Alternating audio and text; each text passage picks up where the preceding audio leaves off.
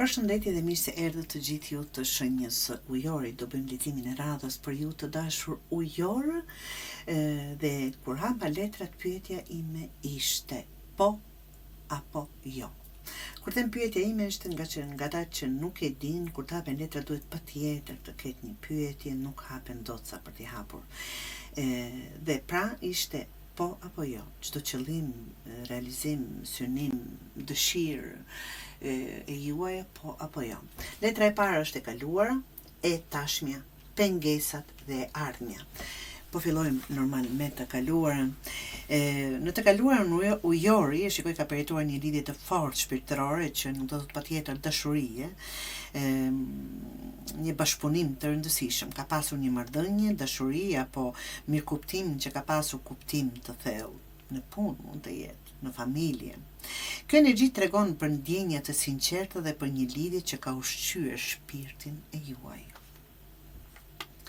E tashmja të dashur ujor është një fazë krijimit për ju, rritjes dhe vetvlerësimit. Është një energji e pasur ku diçka e bukur po zhvillohet, qoftë dashuri, ide, projekt, apo një projekt personal.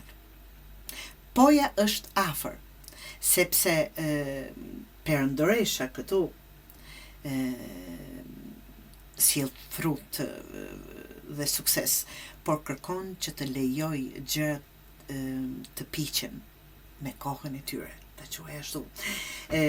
Pengesat e juaja është djalli, dhe këtë gjë e kanë ujorët paksa në mendjen e tyre.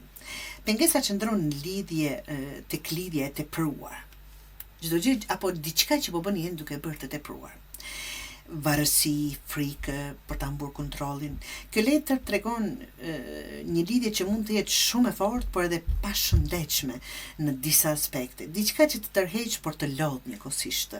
Ujori mund të ndjek apo të ndjej në fakt se nuk ka liri të plotë për të qenë vetvetja, dhe kjo është pengesa juaj më e madhe. Tani unë i përmend ato, mund të jetë xhelozi, mund të jetë thashë thëme, mund të jetë nga ana juaj absolutisht gjithmonë, mund të jetë të varur nga diçka, mund të jetë duke dashur një person më shumë se ç'duhet dashur. Diçka e tepruar. Këtu duhet apo besimi i madh, mund të jetë mendime negative, frikra e kështu me radhë, ignorohet kogja.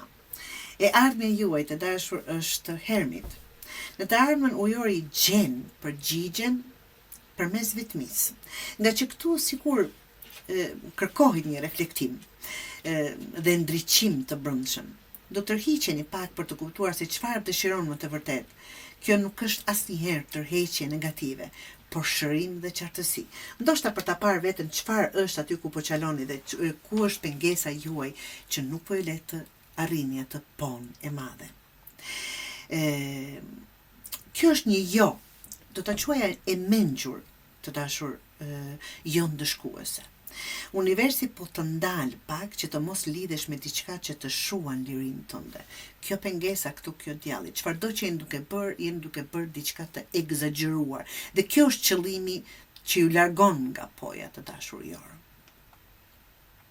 Kur të kalosh këtë varësi apo ndjesinë e kontrollit, atëherë poja do të vijë por me një energji të re, të shëndetshme dhe absolutisht të lirë, të dashur jorë, ashtu siç jeni dhe dëshironi.